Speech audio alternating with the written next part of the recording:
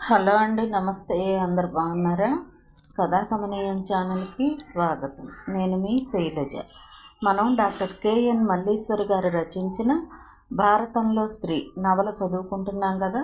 4వ భాగంలో ఏం జరిగిందో చూద్దాం. సుధని అత్తవారింటికి పంపేటప్పుడు సారి ఘనంగా ఉండాలని బామ్మ పట్టుబట్టడంతో ఇంట్లో మళ్ళీ హడావిడి మొదలైంది. శ్రీరామ్తో సహా అత్తింటి వారందరికీ బట్టలు, 3 రకాల స్వీట్సు, 2 రకాల హాట్సు, చలిమిడి, పసుపు, కుంకుమ, సున్నిపిండి, స్టీలు బాక్సులతో సహా ఓ కారు నిండిపోయేంత సామాను రెడీ అవుతోంది. సుధతో పాటు అరుంధతి బయలుదేరుతోంది. సంజీవరావు తనకు వేరే పని ఉందని ప్రదీప్ని వెళ్ళమని చెప్పాడు. ప్రదీప్కి వెళ్ళాలో వద్దోనన్న ఊగిసలాట ప్రారంభమైంది. శ్రీరామ్ వాళ్ళ ఇంటి వాతావరణం ఊపిరాడనట్లుగా ఉక్కిరిబిక్కిరిగా అనిపిస్తుంటుంది అతనికి. దానికి తోడు మాణిక్యం ప్రవర్తన ఆమెడ దూరంలో ఉంచుతున్నట్లుగా అనిపిస్తుంది. పైకి బాబు అంటూ ఆప్యాయంగా మాట్లాడినా అది మనసులోంచి వచ్చినట్లుగా ప్రదీప్ ఫీల్ అవ్వటం లేదు. అరుంధతి దగ్గర తాను రానని పెద్దమ్మగారి అమ్మాయికి కబురు చేస్తానని అన్నాడు. వద్దురా, మొన్న పెళ్లికే స్కూల్స్ పోతున్నాయని చాలా గొడవ చేసింది. అయినా 2 రోజులు ఉండొచ్చేదానికి కూడా బాధేమిటి? 2 రోజులే కళ్ళు తాలేశాడు. ఈ సంభాషణ వింటున్న సుధకి కోపం ముంచుకొచ్చింది. నా ఇంటికి వచ్చి 2 రోజులు ఉండటానికి ఆలోచిస్తున్నావంటే మీ ఇంటికి ఇక నేను రాకూడదనే? నా ఇల్లా మీ ఇల్లా? మరీ ఆశ్చర్యపోయాడు. ఈ 2 పదాలే చాలు సుధ అంతరంగం ఆవిష్కరించబడటానికి. అతనికి మనసులో కొంచెం బాధ కలిగింది. ప్రదీప్ ఎప్పుడూ సుధకి పెళ్ళైనా పరాయిదానిగా భావించలేదు. ఈ ఇంటికి తనే హక్కుదారుడిగా ఉండాలని అతనికి లేదు. సుధ శ్రీరామ్తో సహా వచ్చి ఇక్కడే ఉన్నా అతనికి ఏ బాధ ఉండదు. పైగా సంతోషిస్తాడేమో కూడా. అతనికి బయట స్నేహితులు ఎవ్వరూ లేరు. ఉన్నా వాళ్లతో అంతగా సాన్నిహిత్యం లేదు.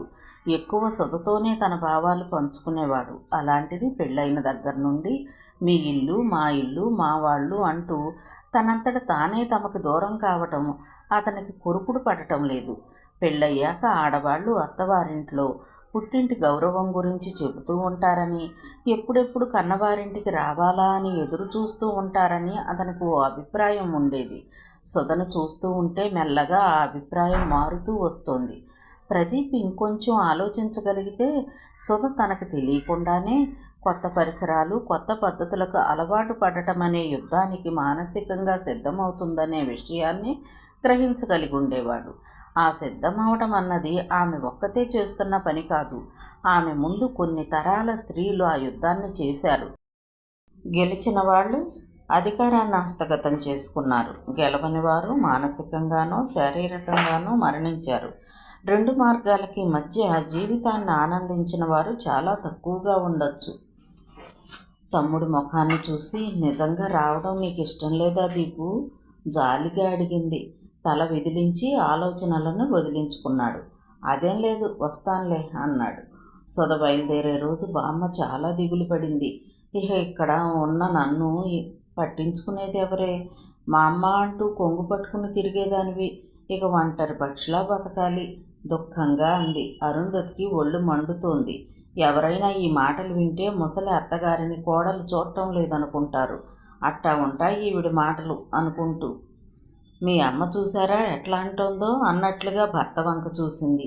తల్లి మాటలకి భార్య చూపులకి నవ్వుకుంటూ తల పంకించాడు. రోజు ఫోన్ చేస్తానుగా మా అమ్మ, నాకు నిన్ను వదిలి ఉండాలంటే బాధే.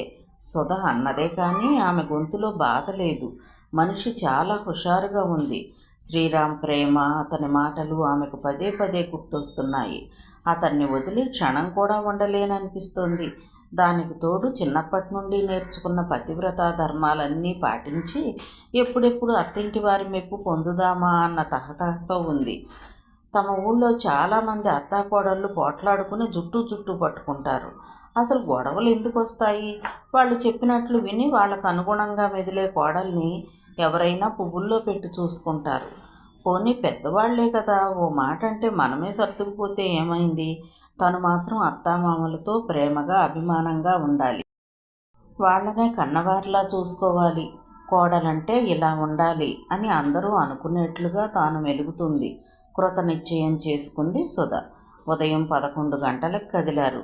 3/4 గంటలో అత్తారింట్లో ఉన్నారు. మాణిక్యం హారతిచ్చి సుధను లోనికి తీసుకువెళ్ళింది.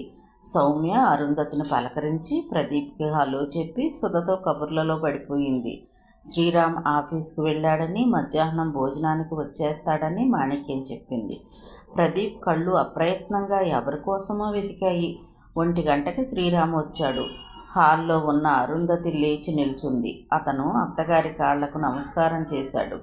ప్రదీప్ని పలకరించి బట్టలు మార్చుకోవడానికి బెడ్రూమ్కి వెళ్ళాడు.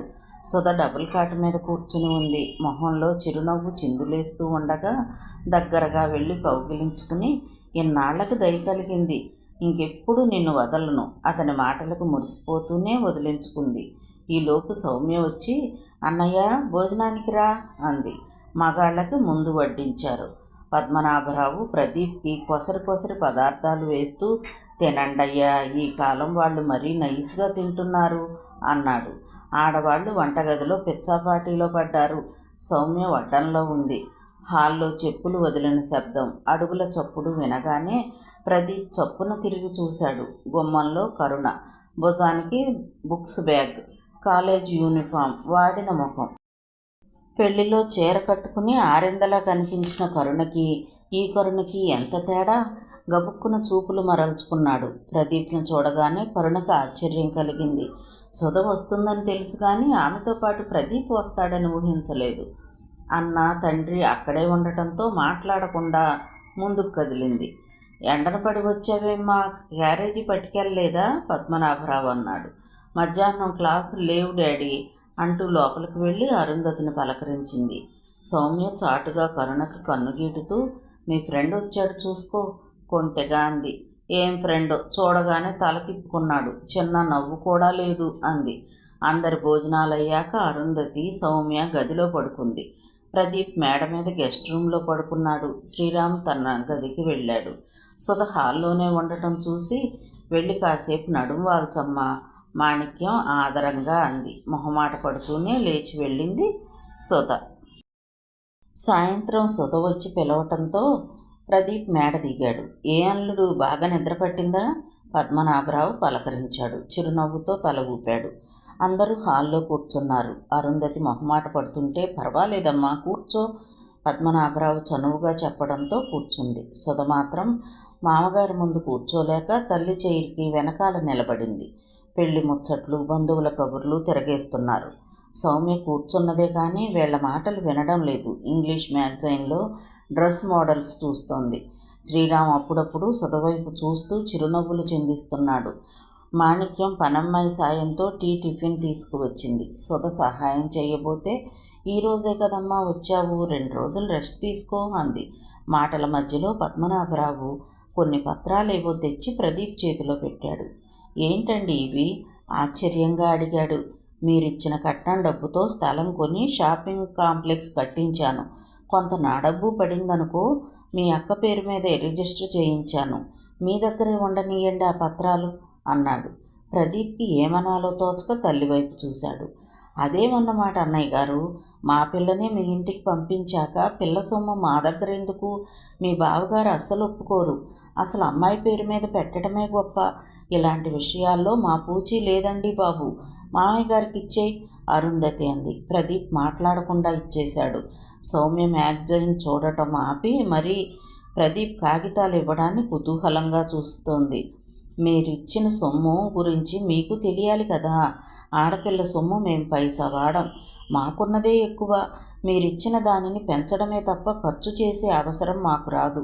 కట్నం డబ్బు మేము ఏం చేశామో అన్న అనుమానం మీకుండొచ్చు కదా, కానీ పైకి అడగలేరు కదా. మా బాధ్యతగా చెప్తున్నాం. ఎంత మాటండి, మిమ్మల్ని మేము లెక్కలు అడుగుతామా అని అరుంధతి ఊరుకుంది. సుధ పేరు మీద రిజిస్ట్రేషన్ చేయించడం ప్రదీప్కి నచ్చింది. పైకేమీ అనలేదు. అందరికన్నా ముఖ్యంగా సుధ మనస్సు తేలికబడింది. దాంతోపాటే పశ్చాత్తాపం లాంటిది కలిగింది. ఇన్నాళ్ళు ఈ డబ్బు విషయంలో పట్టించుకోనట్లు మనసులో అప్పుడప్పుడు ముల్లులా కదులుతూనే ఉండేది. తమకు చెప్పకుండా పొలం బేరం పెట్టేశారని తనెంత బాధపడింది. అందరినీ అనుమానించింది. కానీ ఇప్పుడు తన డబ్బుతో పాటు మరికొంత వేసి మరీ షాపింగ్ కాంప్లెక్స్ తన పేరును పెట్టారు. ఈ కాలంలో ఇంతగా కోడలికి విలువిచ్చేవారెవరు? ఈ క్షణంలో మామగారిని చూస్తుంటే మనసంతా పూజ్యభావంతో నిండిపోయింది. సాయంత్రం అలా కబుర్లతో గడిచిపోయింది. ప్రదీప్కి మాత్రం చాలా బోర్గా అనిపిస్తోంది. ఇంకో రోజు ఉండాలంటే కష్టంగా ఉంది. చాలా బోర్గా ఉందమ్మా, చేదస్తాలన్నీ పెట్టుకోకు, వెళ్ళిపోదాం, తల్లి దగ్గర నసిగాడు.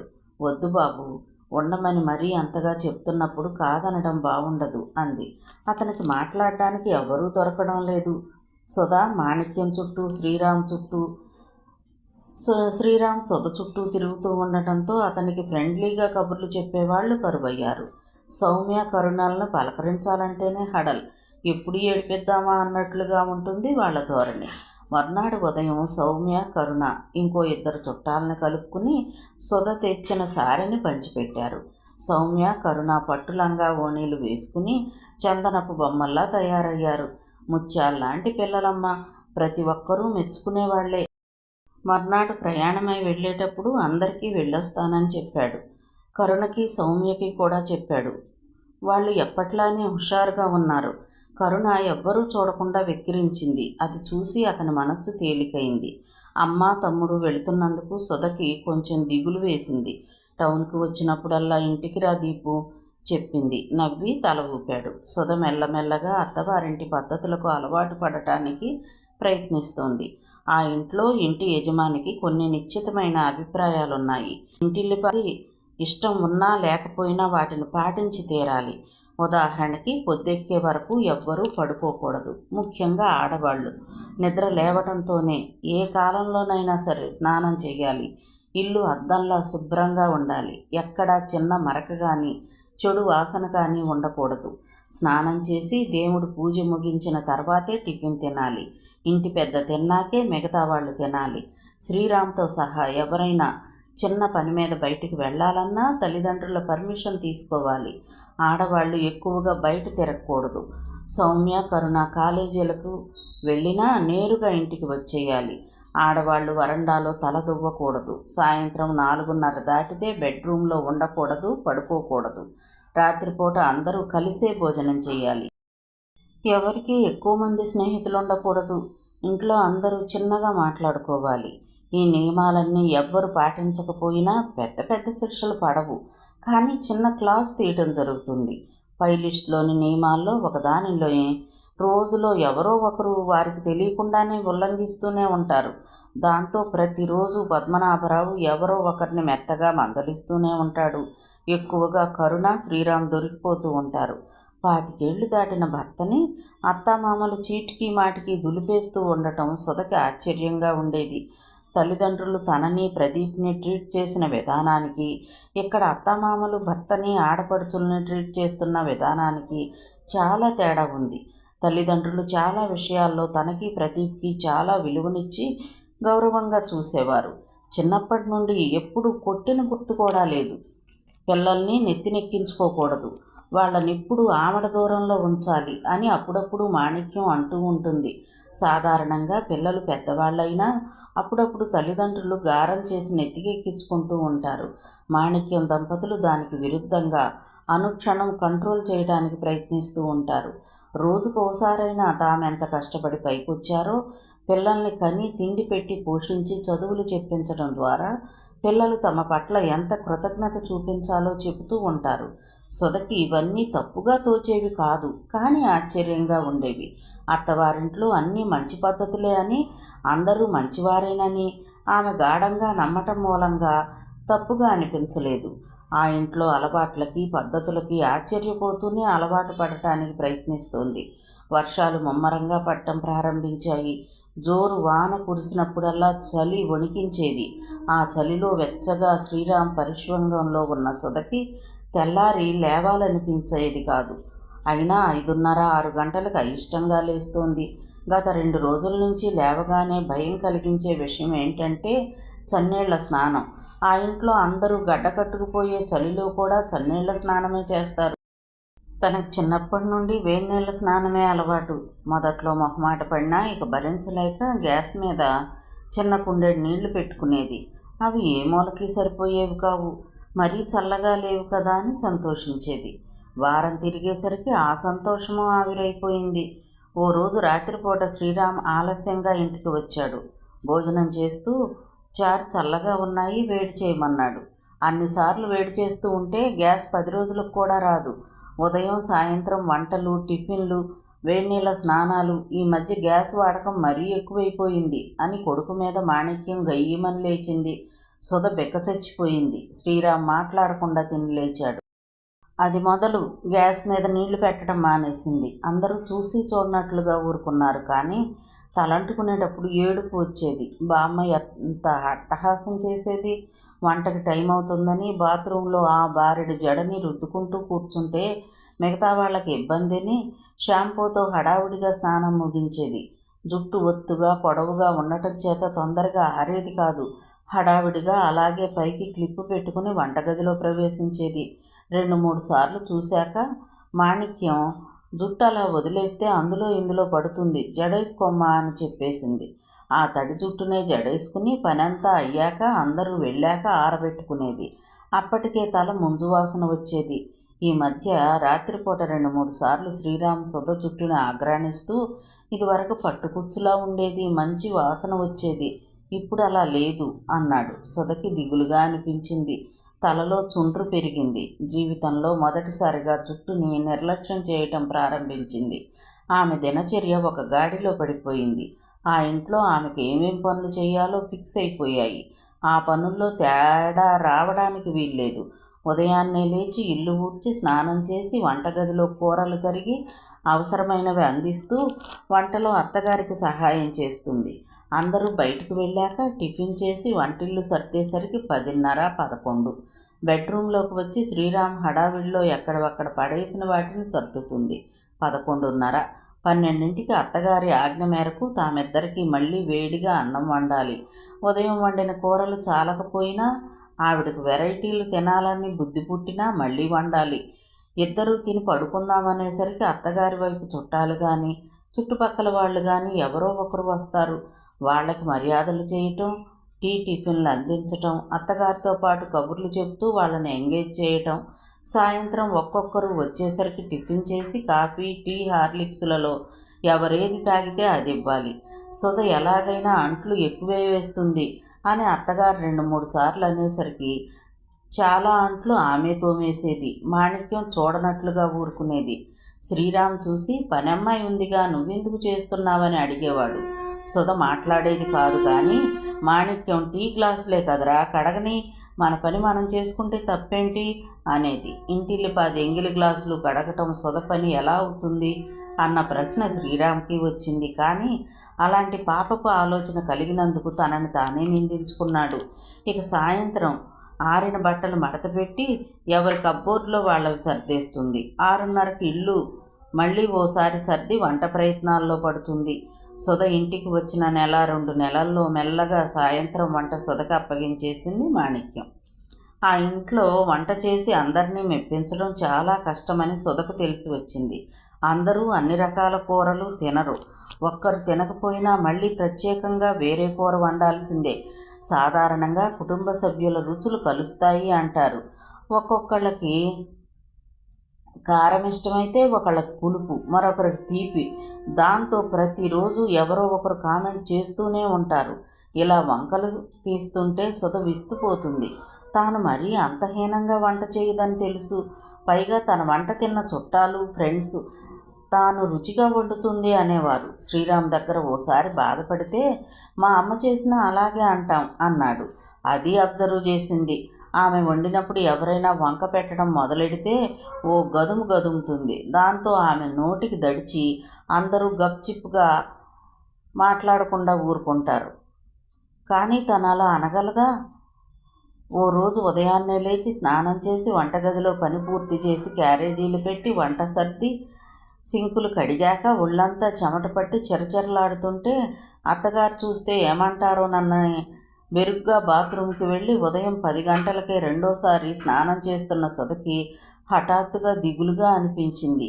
ఈ జగతికి జీవనజ్యోతులైన ఇల్లాలుగా తాను ఉండగలనన్న భ్రమ తొలగిపోతున్నట్లుగా అనిపించడంతో ఏర్పడిన దిగులది. అది భ్రాంతేనేమో. ఎంత పని చేసినా జుట్టు చెరక్కుండా, చీర నలక్కుండా, చెమట పట్టకుండా ఉండటానికి తాను హీరోయిను కాదు, ఇది సినిమాను కాదు. పెళ్లికి ముందు ఎంతగా ఊహించుకుంది.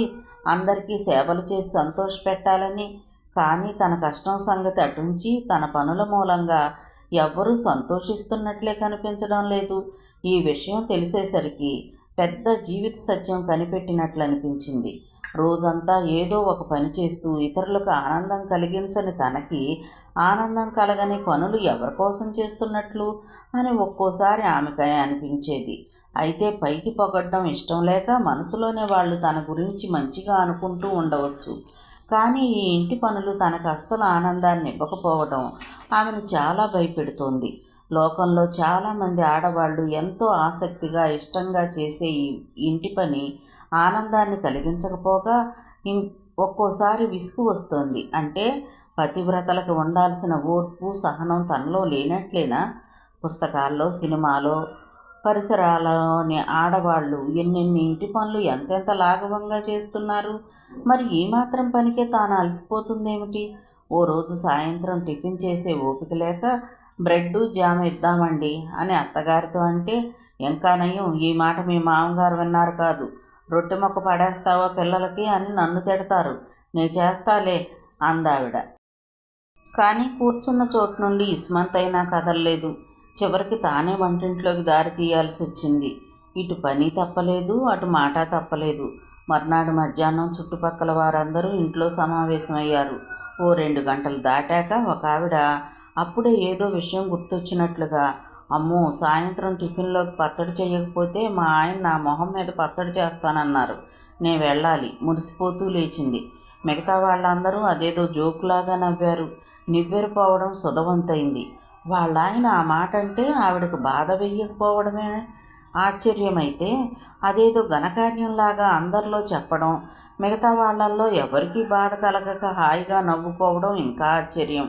అన్నిటినీ మించి ఆవిడ ఆ మాట అనగానే మాణిక్యం కోడలి వంక ఓ చూపు చూసింది. ఆ చూపుకి అర్థం ఎవరెవరికి ఎలా అనిపిస్తుందో కానీ సుధకి మాత్రం చూసావా, ఆవిడ మొగుడు టిఫిన్లోకి చట్నీ చేయకపోతేనే ఊరుకోడు, నువ్వు ఏకంగా టిఫినే చేయనన్నావు అన్నట్లుగా ఊహించుకుని మరింత బాధపడింది. సుధకి అన్నిటికన్నా విసుగ్గా నడుస్తున్న సమయం మధ్యాహ్నం పూట. మాణిక్యం 12:30 కల్లా భోంచేసి పడుకుని 2 కల్లా లేచిపోతుంది. సుధకి ఆ టైంలో ఎంత ప్రయత్నించినా నిద్ర వచ్చేది కాదు. దానికి తోడు శ్రీరామ్ తన లంచ్ అవర్లో ఆఫీస్ నుంచి ఫోన్ చేస్తాడు. ఆ ఫోన్ కోసం వెయిట్ చేస్తూ ఉండేది. మాణిక్యం నిద్రలేచాక టీవీ చూస్తూనో పిచ్చాపాటి మాట్లాడుతూనో కూర్చునేది. దాంతో ఆవిడ మెలకువగా ఉంటే తాను పడుకోవడం బాగుండదేమోనని ఆవిడతో పాటే హాల్లో కూర్చునేది. కొన్నాళ్ళకి ఈ కార్యక్రమం విసుగు పుట్టి పడుకుంటే ఏమనుకుంటారులే అని తనకు తానే సమాధానం చెప్పుకుని ఓ రోజు బెడ్రూమ్కి వెళ్ళి పడుకుంది. మాగన్నుగా నిద్రలోకి జారుకుంటూ ఉండగా అత్తగారు సుధా అని పిలవటం వినిపించి గబుక్కున లేచి వెళ్ళింది. తెలిసిన వాళ్ళెవరో వచ్చారు, టీ పెట్టాలి. హఠాత్తుగా లేవడం వలన తలనొప్పి మొదలైంది. ఆ తరువాత ఓ వారం ఇదే తంతు. పడుకోవడం, ఎవరో రావడం, అత్తగారు పిలవడం, తను లేచి కోడలి బాధ్యతలు నిర్వహించడం. సగం నిద్ర మామూలుగా నిస్సత్తువ, తలనొప్పి ఆవహించేవి. ఆ మధ్య ప్రదీప్ పెయింటింగ్స్ కాంపిటీషన్స్ ఏవో అవుతున్నాయని ఫోన్ చేశాడు. మధ్యాహ్నం పూట దాని మీద దృష్టి కేంద్రీకరిద్దామని పెయింటింగ్ ప్రారంభించింది. మొదటి 3 రోజులు పని సజావుగా జరిగింది. ఆ పూట కూడా కష్టపడితే వర్క్ ఫినిష్ అవుతుందని ఉత్సాహంగా కలర్స్ వేస్తూ ఉండగా సుధా అని అత్తగారు గట్టిగా పిలిచింది. మనసులో కలిగిన ఉలికిపాటు చేతికి కూడా వ్యాపించి కాన్సంట్రేషన్ దెబ్బతిని రంగులు వేస్తున్న కుంచె స్థానాన్ని మార్చుకుంది. పెయింటింగ్ అంతా నాశనం. ఏడుపు వచ్చినట్లయింది. తాను కాంపిటీషన్ కోసం వేస్తోందని తెలుసు, డిస్టర్బ్ చేయకుండా ఉండొచ్చు కదా. అదే సౌమ్య కరుణ చదువుకుంటుంటే వాళ్ళ గది తలుపులు మూసేసి ఆ ఛాయలకే ఎవరిని వెళ్ళనివ్వకుండా అందరినీ చిన్నగా మాట్లాడమని చెబుతూ ఎంత హడావుడి చేస్తుంది. మొదటిసారి ఆడపడుచుల మీద అసూయ కలిగింది. తాను పిలవగానే మొహంలో స్పష్టంగా విసుగు కనిపిస్తూ ఉండగా నిదానంగా నడిచి వచ్చిన సుధని చూడగానే కొంచెం బాధ లాంటిదేదో కలిగింది మాణిక్యానికి. ఈ పిల్లకి ఏం తక్కువైందని ఎప్పుడూ విసుగ్గా నీరసంగా కనిపిస్తుంది. ఇలాంటి ఇంట్లో కోడలిగా రావటానికి ఎంత అదృష్టం చేసుకుని ఉండాలి. ఇక్కడ ఏం లోటని? ఇంట్లో అన్ని సదుపాయాలు ఉన్నాయి, తిండికి లోటు లేదు. ఏనాడు పల్లెత్తు మాట ఎరగం. ఏ మాటకు ఆ మాటే చెప్పుకోవాలి. 2 ఆడబిడ్డలు ఉన్నా ఏమాత్రం అథారిటీ చెలాయించకుండా ఆత్మీయంగా వదిన అంటూ వెనకే తిరుగుతూ ఉంటారు. తాను ఏనాడు అత్తగారు నన్న అధికారం సాధించాలని తిట్టాలని అనుకోలేదు.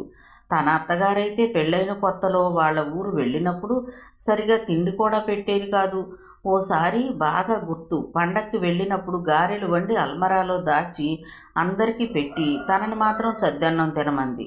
అప్పుడు ఈయన ఏమీ మాట్లాడలేదు. అదే ఇప్పుడు తను అలా చేస్తే శ్రీరామ్ ఊరుకుంటాడా? అసలు చాలా ఇళ్లల్లో కోడళ్ళకి అత్తగారు సరైన తిండే పెట్టరు. తిండి తిని ఒళ్ళు కొవ్వెక్కి పనులు చేయరు. మనం చెప్పినట్టు వినాలంటే ఓ ముద్ద తక్కువే పడేయాలి అని చాలామంది అత్తగారులు అనటం తాను వింది. ఇక్కడ పూటకి ఇంట్లో వండినవన్నీ తినమని తాను చెప్తూనే ఉంటుంది. అసలు తనకన్నా ముందు శ్రీరామ్ పెళ్ళాన్ని అది తిను ఇది తిను అని అందరి ముందు కూడా కొసరి వడ్డిస్తూ ఉంటాడు. ఎవరైనా ఏమైనా అనుకుంటారన్న ఆలోచన కూడా వాడికి లేదు. పెళ్ళాన్ని ఎంతగా నెత్తికెక్కించుకునేవాడిని తనెప్పుడూ చూడలేదు. అయినా వాడి తప్పేముందిలే, కొత్త మోజు. ఆడదానికి మంచి చెడు తెలియొద్దు. తమ కాలంలో అత్తగారింట్లో ఉన్నప్పుడు తాను ఈయనతో మాట్లాడడానికే సాహసించేది కాదు. ఏదో మొదటి నుంచి వేరు కాపురం కాబట్టి పగటిపూట అవసరమైతేనే మాట్లాడేది. ఆయన షాప్ నుంచి వచ్చేసరికి రాత్రి అయ్యేది. ఆదివారం పూట పేపర్ చదువుతూనో స్నేహితులతో మాట్లాడుతూనో గడిపేసేవారు. ఇప్పుడు ఆదివారం వచ్చిందంటే చాలు, మధ్యాహ్నం భోజనాలు కాగానే గదిలోకి వెళ్ళి తలుపేసుకుంటారు. ఇంట్లో ఆడపిల్లలు ఉన్నారన్న జ్ఞానం కూడా లేదు. ఎంత జరుగుతున్నా తను కాబట్టి కానీ ఏనాడు మందలించలేదు. అదే మరొకరైతే ఎంత సాధించి పోసేవారో. పరాయింటి నుండి వచ్చిన పిల్ల, పద్ధతులు తెలియవు అని మంచితనంతో తాను సరిపెట్టుకోబట్టి కానీ, లేకపోతే ఇంట్లో ఎన్ని గొడవలయ్యేనో. మాణిక్యం ఆలోచనలు సాగిపోతూనే ఉన్నాయి. ఉదయం 6 గంటల సమయంలో ప్రకృతిని చూసి ఇష్టపడిన మనిషే ఉండదేమో. తెల్లగా తెల్లవారింది, కానీ సూర్యుడు ఇంకా రాలేదు. వచ్చే సూచనగా ఆకాశము ఎర్రబడలేదు. గాలి చల్లగా వీస్తోంది. దూరంగా విజయవాడ కొండలు నున్నగా కనిపిస్తున్నాయి. సుధ స్నానం చేసి ఉతికిన బట్టలు ఆరవేయడానికి మేడ మీదకి వచ్చింది. ఆ కొండల్ని చూడగానే చిన్నప్పటి సంగతులు గుర్తుకొచ్చాయి. అవి కంటికి కనిపిస్తున్నాయి కాబట్టి ఓ గంట పరిగెడితే అందుకోవచ్చని తాను. అలా కనిపిస్తున్నాయి కానీ చాలా దూరమని దీపు వాదులాడుకునేవారు. బట్టలారేయటం కూడా మర్చిపోయి తన్మయత్వంగా పరిసరాలను చూస్తూ ఉండిపోయింది. ఏదో పని మీద బయటకు వచ్చిన సౌమ్య, వదిన ఇక్కడున్నావా? అమ్మ ఇందాకటి నుండి వెతుకుతోంది అంది. బట్టలు ఆరేయడానికి వచ్చాను, వెళుతున్నాను. కంగారుగా కిందికి దిగిపోయింది. వెళ్ళేసరికి వంటింట్లో అలికిళ్ళలేదు. వంట లేట్ అవుతుంది ఎలాగో అనుకుంటూ అత్తగారి కోసం చూసింది. సౌమ్య చెప్పినట్లు ఆవిడ తన కోసం వెతకడం లేదు. ఇంటి ముందు మొక్కలకు నీళ్లు పోస్తూ పూజ కోసం కాబోలు ఒక్కో పువ్వు పోస్తోంది. 5 నిమిషాలు చూసి ఆవిడ రాకపోయేసరికి పొయ్యి మీదకి ఎసరు ఎక్కించి ఇంకో పక్క పాల తపేళా పెట్టి అత్తగారి దగ్గరకు వెళ్ళిన సుధను చూసి, వస్తున్నానమ్మా, మొక్కలు ఎండిపోతున్నాయి, నీళ్లు పోస్తున్నాను కదిలింది. ఇద్దరూ వంటగది వైపు నడిచారు. కాసేపు అయ్యాక మామగారు పేపర్ చేత్తో పట్టుకుని కిచెన్ గుమ్మంలో నిల్చుని భార్యను ఉద్దేశించి, మనసు బాగాలేదన్నావు, ఉదయాన్నే ఇక్కడ హైరాణ పడకపోతే దేవుడి గదిలో ప్రశాంతంగా పూజ చేసుకోవచ్చుగా అన్నారు. నాకెక్కడ కుదురుద్ది వంట బాలా అందావిడ. నే వంట చేస్తాలేండి, మీరు పూజ చేసుకోండి సుధ వినయంగా అంది. నీ ఆరోగ్యం కూడా చూసుకో మాణిక్యం, ఇన్నేళ్ళు ఒంటి చేత్తో చేశావు, ఇకనైనా రెస్ట్ తీసుకో. మొన్న డాక్టర్ బీపీ ఉందని చెప్పలేదు? తిండి గురించి నిద్ర గురించి పట్టించుకోవు. ఈ వయసులో ఎక్కువ కష్టపడకూడదు. తండ్రి మాటలు విని శ్రీరామ్కు హఠాత్తుగా జ్ఞానం కలిగినట్లుగా అయింది. సుధ రాగానే అమ్మకి రెస్ట్ ఇవ్వాలి అనుకున్న మాటే మర్చిపోయాడు. అమ్మా, ఇక నువ్వు వంట గదిలోకి అడుగు పెట్టొద్దు, ఏ పని చెయ్యొద్దు, రెస్ట్ తీసుకో. సుధ ఉంది కదా, ఇక ఏ ఇబ్బంది లేదు. తనేమి పని తెలియని మనిషి కాదు. ఏమంటావు సుధా? భార్యని అడిగాడు. సుధ పనిమంతురాలని నిరూపించబడాలని అతని ఆత్రం. అవునత్తయ్య, మీరు రెస్ట్ తీసుకోండి అంతేకాని ఉదయం ఇంట్లో ఉండే పని గుర్తొచ్చి గుండెల్లో రాయి పడింది. ఆ రకంగా మెల్లగా సున్నితంగా మాణిక్యం తన ఆఖరి బరువును కూడా సుధ మీద వేసింది. సంక్రాంతి పండుగ దగ్గర పడింది. చలి విజృంభించసాగింది. సుధ ఉదయాన్నే లేచి చలి వణికించేస్తున్నా వాకిట్లో సంక్రాంతి ముగ్గులు వేసేది. సిరిచాప, గుమ్మడికాయ, పేట, చుక్కల ముగ్గు వేసేది. పక్కింటి ఆవిడ కూడా ఉదయాన్నే లేచి రథం ముగ్గు వేయటం చూసి చివరికి ఆగలేక ఓ రోజు, రథం ముగ్గు ఇప్పుడు వేయకూడదండి అంది. ఏమ్మా, ఎందుకు? చేస్తున్న పని ఆపి అడిగింది ఆవిడ. భోగి రోజున భోగి కుండల ముగ్గు, సంక్రాంతి రోజు పొంగలి కుండల ముగ్గు, కనుమ రోజు రథం ముగ్గు వెయ్యాలి, మిగతా రోజుల్లో వెయ్యకూడదు చెప్పింది. అబ్బో, చాలా తెలిసే నీకు.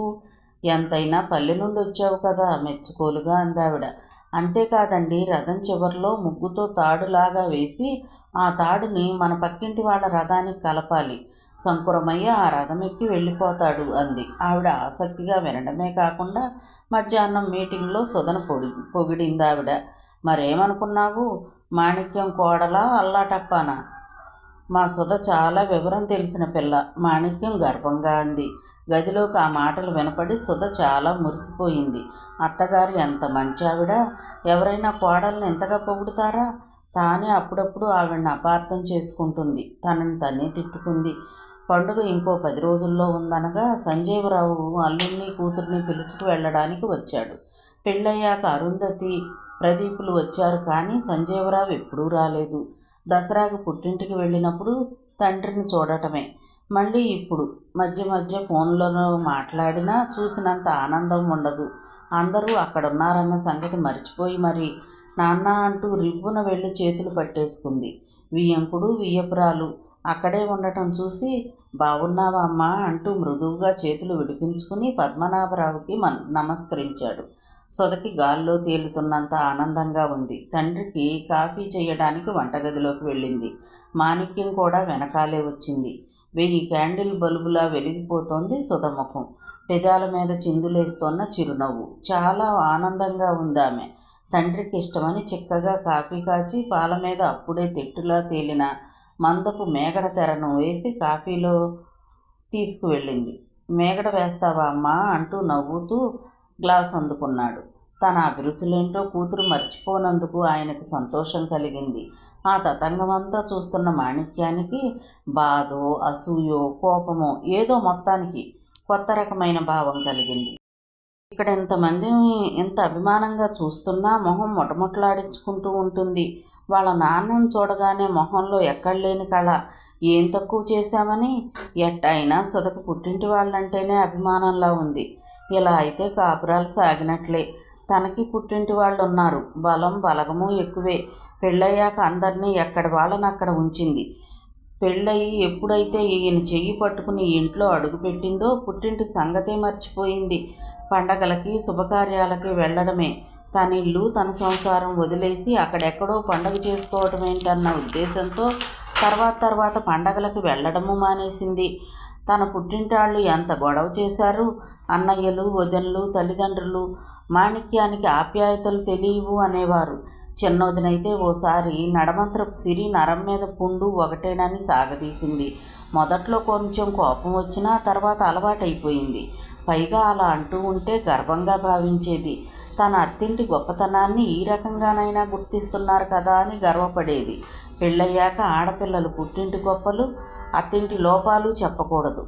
కోడలి వరుస చూస్తుంటే పుట్టింటి అభిమానం ఎక్కువలా ఉంది. మాణిక్యం అసంతృప్తిగా అనుకుంటోంది. సంజీవరావు సుధను తనతో పాటు తీసుకువెళతానన్నాడు.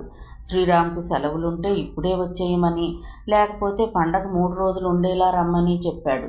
కూతురు అల్లుడితో పాటు ఇంటిల్లిపాదిని రమ్మని ఆహ్వానించాడు. మేమెందుకులే బావగారు, అమ్మాయి అబ్బాయి వస్తారు పద్మనాభరావు అన్నాడు. మొదటి పెద్ద పండుగ, అందరూ వస్తే సరదాగా ఉంటుంది. మీరింతగా అడుగుతుంటే కాదనటం భావ్యం కాదు, కానీ పండగ పూట ఇంట్లో దీపం పెట్టకపోతే ఎలాగా అని సంకోచిస్తున్నాను మాణిక్యం అంది. సంజీవరావు ఇంకేమీ అనలేకపోయాడు. పోనీ సౌమ్య, కరుణనైనా పంపించండి సుధ మెల్లగా అంది. బాబోయ్, నాకు ఎగ్జామ్స్ అనేసింది సౌమ్య. కరుణ, నువ్వు వెళతావా? తండ్రి అడిగాడు. వెళతానని తలూపింది. ఇప్పుడు ఎలాగూ సంక్రాంతి సెలవులేగా, నాతో పాటే తీసుకువెళతాను సుధ అంది. ఒప్పుకున్నారు అందరూ. మనసులో పట్టనలవి కాని ఆనందం కలిగింది కరుణకు. మొహంలో ఆ భావం కనపడనివ్వకుండా అదిమి పెట్టింది. 10 రోజులు వదిన వాళ్ళ ఊళ్ళో ఉంటుంది తాను. రోజు ప్రదీప్ తనకు కనిపిస్తాడు. శ్రీరామ్కి సాయంత్రం వచ్చాక విషయం తెలిసింది. మర్నాడే సుధ ఊరు వెళుతోందని. ఆ రాత్రి అతను అలిగినట్లుగా పడుకున్నాడు. నేను ఎక్కడికైనా వెళతానంటే మీకెప్పుడు బాధే, మోచేతిని కళ్ళకు అడ్డుగా పెట్టుకుని పడుకున్న శ్రీరామ్ను ఉద్దేశించి అంది. అతను ఉలకలేదు, పలకలేదు. చేతిని తోసేసింది. చలనం లేదు. అతనికి ఎదురుగా బాసిం పట్టు వేసి కూర్చుంది. ఆమెకు ఉక్రోషం వస్తోంది. రోజు మీరు మీ అమ్మ నాన్నగారి దగ్గర ఉంటున్నారు, మీకు బెంగ ఉండదు. పండగలప్పుడైనా నేను మా ఇంటికి వెళ్ళకూడదా? ఏడుపు గొంతుతో అంది. వెళ్ళొద్దని నేను అన్నానా? మరి నువ్వు లేకుండా 10 రోజులు నేను ఉండలేను సుధా. అమ్మ వాళ్ళకు కూడా నువ్వు బాగా అలవాటయ్యావు. నిన్ను చూడకుండా వాళ్ళు ఉండలేరు. నిజంగానా? అత్తయ్య మీతో అన్నారా?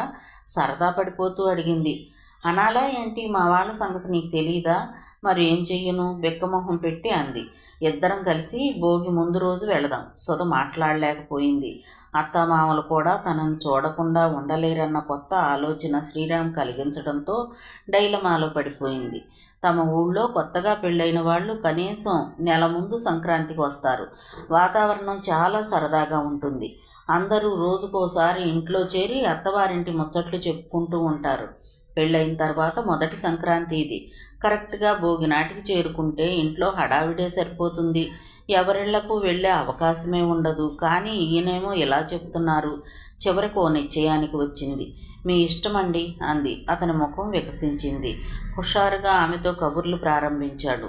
సుధ వింటున్నట్లుగా కనిపించినా ఏదో ఆలోచిస్తున్నట్లు గ్రహించి డల్గా ఉన్నావేంటి అడిగాడు. ఏమీ లేదండి నవ్వింది. కానీ ఆ నవ్వులో నిరుత్సాహం కనిపించింది. ఆమె కళ్ళల్లోకి వెతుకుతున్నట్లుగా చూశాడు. నీకు రేపే మీ ఇంటికి వెళ్ళాలని ఉంది కదూ? చుబుకాన్ని పైకెత్తుతూ అన్నాడు. లేదనటానికి విశ్వప్రయత్నం చేసి విఫలమై అతన్ని చుట్టేసుకుపోయి వెక్కి వెక్కి ఏడుస్తూ బామ్మను చూడాలని ఉందండి అంది. క్షణం నిరుత్తరుడైనా తేరుకుని, నీకెంత బెంగగా ఉందనుకోలేదు, అందుకే వద్దన్నాను. ఏడవద్దు ప్లీజ్. రేపే వెళుదువు గాని, సరేనా? ఇటు చూడు, రేపు వెళ్ళిపోతావు కదా, ఈ పూటైనా నాతో సరదాగా ఉండవా? సరే అయితే నేను నీతో పాటు వచ్చేస్తాను. నా మనవరాలతో మాట్లాడనివ్వకుండా ఎప్పుడు కొంగట్టు తిరుగుతాడు అని బామ్మ గొడవ పెట్టకపోతే చూడు.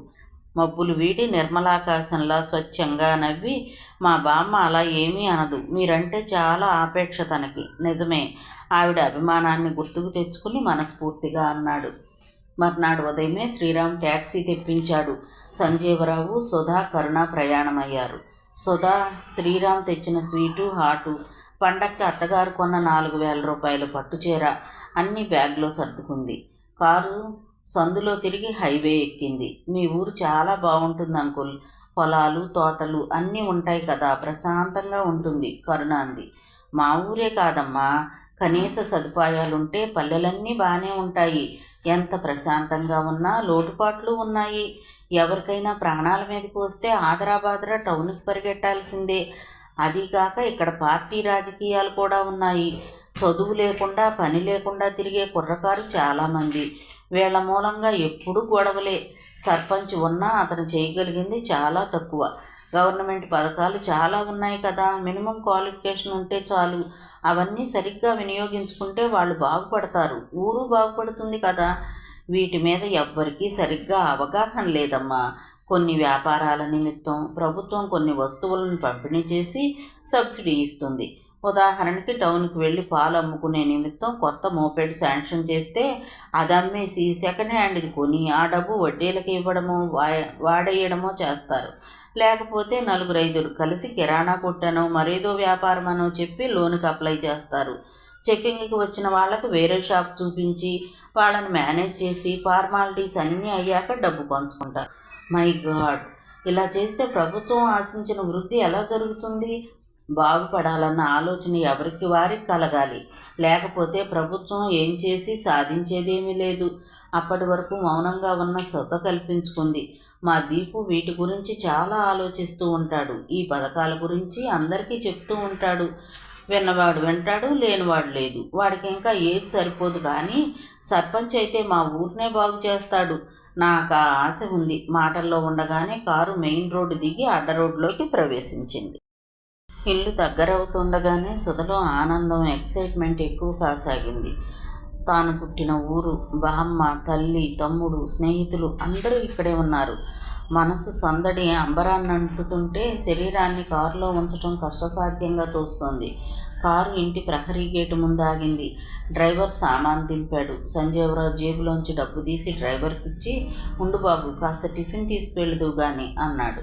ఆయన మర్యాదకు ఆశ్చర్యపోతూనే వద్దండి అని మొహమాటంగా అన్నాడు. పర్వాలేదయ్యా, అలా వరండాలోకి రా, పక్కనే ఉన్న సూర్యుని పిలిచి అమ్మగారికి చెప్పరా, మీరు పదండమ్మా అన్నాడు. సుధ మొహం విస్తరాకంత చేసుకుని గాల్లో తేలుతున్నట్లుగా లోపలికి నడిచింది. అరుంధతి గుమ్మంలోనే ఎదురై కూతుర్ని పలకరించింది. పక్కనే ఉన్న కరుణను చూసి మొహం మరింత వికసించగా, చిన్న కోడలు కూడా వచ్చిందే, రామ్మ ఆప్యాయంగా పిలిచింది. పిల్ల అప్పుడే వచ్చింది. వెంట ఎవరు, ఎందుకని? బామ్మ లోపలి గదుల్లోనే తచ్చాడుతోంది. సుధ రివ్వున లోనికి పరిగెత్తింది. మా అమ్మ అంటూ. ఏమ్మా మరీ నల్లపోసయ్యావు? అవును కానీ ఎవరే నీతో వచ్చింది ఆరాగా అడిగింది. మా చిన్నాడు పడుచు మా అమ్మ. కరుణ గుర్తు రాలేదు? అప్పుడే లోపలికి వచ్చిన కరుణ బామ్మకి నమస్కారం చేసింది. ఎందుకు గుర్తు లేదమ్మా? పొజిషనైన పిల్ల కరుణ వీపు మీద సవరిస్తూ అంది. కుశల ప్రశ్నలు అయ్యాయి. కబుర్లు చెప్పుకుంటూ కూర్చున్నారు. దీపు ఏడి? సుధ అడిగింది. పొలం వెళ్ళాడమ్మా. 2-3 రోజుల్లో పని అయిపోతుంది. నూర్పిళ్ళవుతున్నాయి. రేపో మాపో బస్తాలకి ఎత్తించేస్తే పని అయిపోయినట్లే. ఈ మధ్య పాపం కాళ్ళకు చక్రాలు కట్టుకుని తిరుగుతున్నాడు. మధ్యాహ్నం క్యారేజీ కూడా పంపించేస్తున్నాను అరుంధతి అంది. మధ్యాహ్నం భోజనాలు చేసి పడుకున్నారు. కరుణ లగేజ్ అంతా పడమటి గదిలో పెట్టించారు. గది, మంచం, చెక్క బీరువా అన్నీ శుభ్రంగా సర్ది ఉన్నాయి. కిటికీ వారగా మంచం వేసింది. మంచం మీద పడుకున్న కిటికీలోంచి చెట్లు, పూలు అందంగా కనిపిస్తున్నాయి. అలా చూస్తూనే నిద్రలోకి జారుకుంది కరుణ. రాత్రంతా ఊహల్లో మునిగిపోవడం మూలంగా సరిగ్గా నిద్ర పట్టలేదు. ఆ అలసటతో 5 వరకు పడుకుంది. లేవగానే కిటికీలోంచి మనోహరమైన పల్లె జీవితం కళ్ళ ముందు ప్రత్యక్షమైంది. ఇంటికి కొంచెం దూరంలో వెనకవైపు సపరేటుగా వంటిల్లు కనిపిస్తోంది. మధ్యలో నాపరాళ్లు పరిచి ఉన్నాయి. ఎడం చేతి వైపు నీళ్ల పంపు, దాని పక్కన పెద్ద తొట్టి ఉన్నాయి. దాని చుట్టూ సిమెంటుతో 5 అంగుళాల ఎత్తులో నలుచదరంగా గట్టుగా కట్టి లోపల నాపరాళ్లు పరిచారు. ఆ ప్రదేశంలో బట్టలు ఉతకడం, అంట్లు తోమడం జరుపుతారు. మగాళ్ళు అప్పుడప్పుడు స్నానాలు చేస్తారు. బామ్మ పాలేరుకి ఏదో పురమాయించడం కనిపించింది. చూపు తిప్పింది. వంటగది ముందున్న ఖాళీ స్థలంలో అరుంధతి కత్తిపేట వేసుకుని రాత్రి వంటకు కాబోలు కూరలు తరుగుతోంది. సుధ పక్కనే కూర్చొని కబుర్లు చెప్తోంది. మధ్య మధ్యలో మజ్జిగకని, కరేపాకని, పూలకని ఎవరో ఒకరు వస్తూనే ఉన్నారు. ఎంత లైవ్లీగా ఉంది ఇక్కడ అనుకుంది కరుణ. సడన్గా మాటలు, సందడి వినిపించేసరికి నిటారుగా కూర్చుని చూసింది. ప్రదీప్ వచ్చాడు. అక్కా తమ్ముళ్ళిద్దరూ ఆనందంగా కుశల ప్రశ్నలు వేసుకుంటున్నారు. ప్రదీప్, తన మనసుని ఆకర్షణకు గురి చేస్తున్న ప్రదీప్. ఇతనే 3 నెలలుగా రోజుకు 10 సార్లైనా గుర్తొస్తున్న మనిషి ఇతనే. తదేకంగా చూడసాగింది. సుధా కిటికీ వైపు చూపించి ఏదో చెప్పగానే ఇటు చూశాడు. గబుక్కున పక్కకు తొలగింది. బహుశా తానొచ్చినట్లు వదిన చెప్పి ఉంటుంది, అందుకే చూశాడు. ఆ ఒక్క సెకండ్లోనే అతని ముఖ భావాలలో కనిపించిన చిరు కదలిక ఆమె మనసు పసికట్టేసింది. అది ఆనందమే. తాను రావడం అతనికి సంతోషాన్ని కలిగించింది. ఆ విషయం స్పష్టమవ్వగానే ఉత్సాహంగా అనిపించింది. ఓ అరగంట అయ్యాక ప్రదీప్ టవల్ కట్టుకుని నీళ్ల పంపు దగ్గరకు వెళ్ళాడు. తొట్టిలోంచి బకెట్లోకి నీళ్లు తోడుకున్నాడు. మొక్కలకు నీళ్లు పెట్టడానికి వాడే రబ్బర్ ట్యూబు అక్కడే పెట్టి ఉంది. ఆ ట్యూబ్ నుండి నీరు తొట్టిలోకి వెళుతుంది. అది తీసుకుని షవర్లాగా మొహం మీదకి ఫోకస్ చేసుకున్నాడు. దారగా నీరు పడుతుంటే తల కూడా తడుపుకుని ఎంజాయ్ చేస్తున్నాడు. చన్నీళ్లు చెయ్యకురా, జలుబు చేస్తుంది. బామ్మ అగ్గగ్గలాడుతూ వచ్చింది. మామ దగ్గరకు వచ్చావంటే చూడు. ట్యూబుకు వేలు అడ్డం పెట్టి బామ్మ వైపు తిప్పాడు. అయ్యో, నా చీర తడిపేస్తున్నావురా. మీ అక్క వచ్చేసరికి ఆనందం పట్టలేకపోతున్నావు. లబోదిబోమంటూ పరిగెత్తింది. 5 నిమిషాలు ఆ నీటితో రకరకాల ఆటలాడాడు. తన దగ్గర ఎంతో గంభీరంగా ప్రవర్తిస్తాడు. ఇతని స్వరూపం ఇదే. అతని చిన్నపిల్లాడి చేష్టలకి ఆమెకు నవ్వు వస్తోంది. ప్రదీప్ ఆ రకంగా ఎంజాయ్ చేస్తూ ఉండగా హఠాత్తుగా ఇందాక కరుణ పడమటింటి గదిలో ఉందని సుధ చెప్పిన విషయం గుర్తొచ్చి అటువైపు చూసి బెత్తరపోయాడు. కిటికీ కమ్మెల గుండా 2 కాటుక కళ్ళు, బుజ్జి ముక్కు, చిలిపిగా నవ్వుతున్న నోరు. కరుణ తన కేరింతలన్నీ చూసేసింది. ఉఫ్ఫుమంటూ ట్యూబ్ విసిరేసి బకెట్ పట్టుకుని బాత్రూమ్ వైపు వడివడిగా వెళుతూ తిరిగి చూశాడు. చూపుడు వేలు తన అతని వైపుకు చూపించి 2 చేతులతోనూ బుజ్జి పాపాయ్ అన్నట్లుగా అభినయించింది. పరుగులాంటి నడకతో వెళ్ళిపోయాడు. స్నానం చేసి లుంగీ షర్టు వేసుకుని తల తుడుచుకుంటూ కరుణ ఉన్న గదిలోకి వచ్చాడు. కరుణ లేచి నిలబడి బావున్నారా అని పలకరించింది. అదే సమయానికి అతను అదే మాట అడిగాడు. ఇద్దరూ నవ్వుకున్నారు. సడన్గా కరుణ ప్రదీప్ పక్కన నిలబడి పొడవును కొలుస్తూ, నాకు 19 ఏళ్ళు, కానీ నాకన్నా మీరే పొడవుగా ఉన్నారే అంది. న్యాచురల్లీ నాకు 23. చా, ఎవరితోనూ అనకండి, నవ్వుతారు. 2, 3 అంతే, అంతకన్నా ఎక్కువ వయసు ఉండదు. క్షణం అర్థం కాలేదు. తర్వాత గుర్తొచ్చింది. ఓ, టిట్ ఫర్ టాట్ అన్నమాట. మీ కంటికి అలా కనిపించానా? ఒక్క నా కంటికే ఏంటి, కిటికీలోంచి నేను చూసిన సీన్లు ఎవరు చూసినా అలాగే అనుకుంటారు. మాట్లాడకుండా సీరియస్నెస్ నటించాడు. ఎవరి బుజ్జిబాబు ఇంత ముద్దొస్తున్నాడు, ఎంచక్కా టవల్ కట్టుకుని భలే ఆడుకుంటున్నాడు అనుకున్నాను. నిజంగా అంత ముద్దొస్తున్నానా? ఆమెకు అభిముఖంగా తిరిగి అడిగాడు.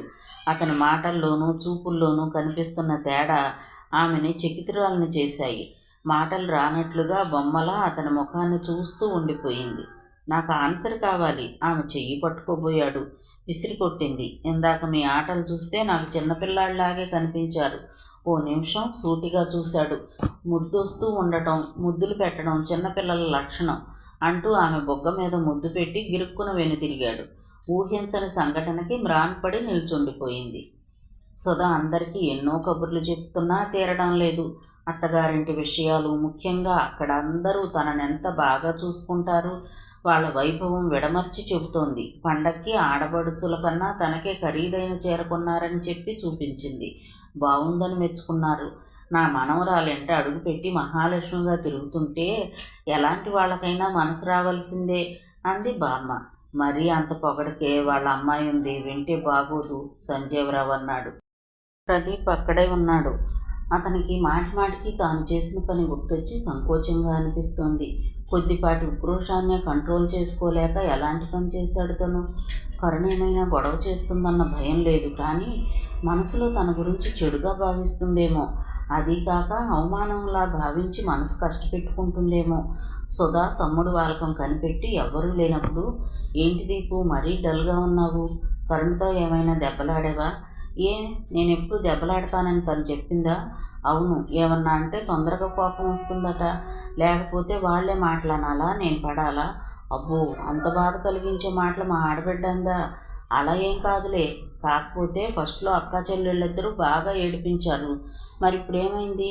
అబ్బా సుధా, పోలీస్ ఇన్స్పెక్టర్లా ఏంటి ప్రశ్నలు?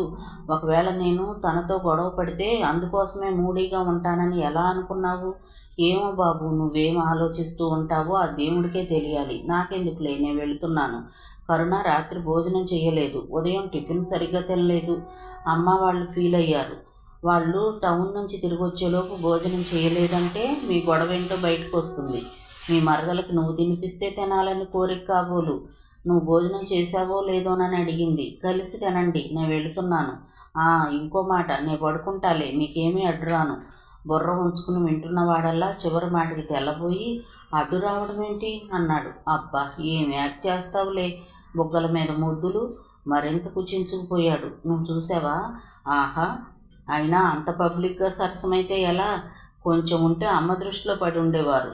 నాకే ఉద్దేశమూ లేదు సుధా. ఆ అమ్మాయి ఏడిపిస్తుంటే కంట్రోల్ చేసుకోలేకపోయాను. దాని గురించి రాత్రి నుంచి ఎంత ఫీల్ అవుతున్నానో తనకు మొహం చూపించలేకపోతున్నాను. ఎంత బాధపడాల్సిందేముంది? ఇద్దరికీ ఇష్టమైనప్పుడు. సుధ మాటలకి మధ్యలోనే అడ్డు తగిలి, అదేం లేదు సుధా, అసలు మా ఇద్దరికి ఆ ఉద్దేశమే లేదు. జరగని వాటి గురించి నేను ఆలోచించను, కానీ నేను చాలాసార్లు ఆలోచించాను. జరగకపోవడానికి నీకు ఏం తక్కువ? నీకు ఇష్టం అవ్వాలే కానీ కరుణకు కూడా నువ్వంటే ఇష్టమని నాకు అనిపిస్తుంది. ఆశగా తమ్ముడి మొహంలోకి చూసింది. ఏమో సుధా, నాకు ఇప్పుడప్పుడే పెళ్లి చేసుకునే ఆలోచనే లేదు. మన ఊరి గురించి ఏదో చెయ్యాలని ఉంది. పంచాయతీ ఎలక్షన్స్ 2-3 ఏళ్లలో వస్తాయి. ఈసారి నేను నిలబడతాను. నా దృష్టి దాని మీద తప్ప దేని మీద లేదు. కరుణ పెళ్లికి టైం ఉంది. ముందు సౌమ్యకి అవ్వాలిగా. అయినా వాళ్ళు టౌన్లో పెరిగారు. పెద్ద పెద్ద ఉద్యోగస్తుల సంబంధాలు మీ అత్తవారు తనకు చూడొచ్చు. అన్ని సౌకర్యాలు వదులుకుని నన్ను పెళ్లి చేసుకుని నాతో పాటు నా అభిప్రాయాలను గౌరవిస్తూ ఉండగలగా? నీకు తెలియదు దీపు, కరుణ చాలా మంచి అమ్మాయి. ఆ ఇంట్లో అందరికన్నా, ఆఖరికి మీ బావగారి కన్నా ధైర్యం, పట్టుదల, మంచితనం ఉన్న అమ్మాయి. అది వేరు, పెళ్లి విషయం వేరు. ఎందుకు వేరవుతుంది? మీ ఇద్దరికి ఇష్టమైతే చిన్న చిన్న లోపాలుంటే సర్దుకోవచ్చు. ఇంకా ఆ అమ్మాయి టీనేజ్లోనే ఉంది. నేను ఇంకా అబ్జర్వ్ చేస్తే కానీ ఏ విషయమూ డిసైడ్ చేసుకోలేను. ఇంకో 3-4 ఏళ్ళు పోయాక వ్యక్తిత్వాన్ని పెంచుకునే క్రమంలో తనకి ఇంకొకరు నచ్చారనుకో, ఇన్నేళ్ల ప్రేమని, ఆమెని మర్చిపోలేక నేను దేవదాసుని కాలేను. తమ్ముడి మాటలకి కళ్ళు విప్పార్చి చూసింది. ప్రదీపే వంటగదిలోకి వెళ్ళి ప్లేట్లో అన్నం, కూరలు, పెరుగు గిన్నె పట్టుకొని కరుణ గదిలోకి వెళ్ళాడు. వెళ్ళేసరికి మంచం మీద అటు తిరిగి పడుకుని ఉంది. ఎలా లేపాలో తెలియలేదు. ప్లేట్ టేబుల్ మీద పెట్టాడు. ఆ శబ్దానికి తిరగలేదు. కరుణ మృదువుగా పిలిచాడు. ఉలిక్కిపడి చూసింది. ఎర్రబడ్డ కళ్ళతో, మొహం కందిపోయి చిందరవందరగా ఉన్న జుట్టుతో డల్గా ఉంది. తన తప్పు ఎత్తి చూపిస్తున్నట్లుగా అనిపించింది. మంచం మీద కూర్చుని మోకాళ్ల మీద తలపెట్టుకుని కిందికి చూస్తూ ఉంది. కరుణ, భోజనం చెయ్యి, రాత్రి కూడా తినలేదంటగా అంటూ చాలాసేపు బతిమలాడాడు. అప్పుడు ప్లేట్ అందుకుని గబగబా ముద్దలు కలిపి తినసాగింది. తొందరగా తినేసరికి వెక్కిళ్ళు రాసాగాయి. గ్లాస్తో నీళ్ళందించి మెల్లగా, మృదువుగా హెచ్చరించాడు. బాగా ఆకలి వేస్తున్నప్పుడు మెల్లగా ఎలా తింటాం? ఏమో, స్టైల్ కొట్టడం నాకు రాదు. మా అక్క అంటూ ఉంటుంది, పార్టీలకు దీన్ని తీసుకెళ్ళకూడదు, తీసుకెళ్ళినా ముందే తినిపించి తీసుకెళ్ళాలి అని. తింటూ మధ్యలో, గుత్తి వంకాయ కూర మీకు ఇష్టమట కదా, ఇదిగో తినండి అంటూ నోటికి అందించింది. ఆశ్చర్యపోతూనే తిన్నాడు. రేపు ఎల్లుండు పర్మిషన్ ఇస్తే తర్వాత నుంచి నీతో స్పెండ్ చేస్తాను టైం. ఓకే, కాకపోతే ఈ 2 రోజులు కరుణకి పొలాల్లో పనులు ఎలా జరుగుతాయో చూడాలన్న కోరిక కలుగుతుంది. దాంతో తాను పొలానికి విచ్చేస్తుంది. అమ్మో, చాలా తెలివిగలవారే, నవ్వుతూ అన్నాడు. మిగతా కథ తరువాతి భాగంలో చూద్దామండి. కథ విన్నందుకు ధన్యవాదాలు. ఈ నవల మీకు నచ్చితే ఒక లైక్ చేయండి, షేర్ చేయండి, నా ఛానల్ని సబ్స్క్రైబ్ చేసుకోండి, నన్ను సపోర్ట్ చేయండి. మీరిచ్చే ఒక్క లైక్ నాకు, నా ఛానల్కి ఎంతో సపోర్ట్ని ఇస్తుందండి. Thank you. ఉంటానండి.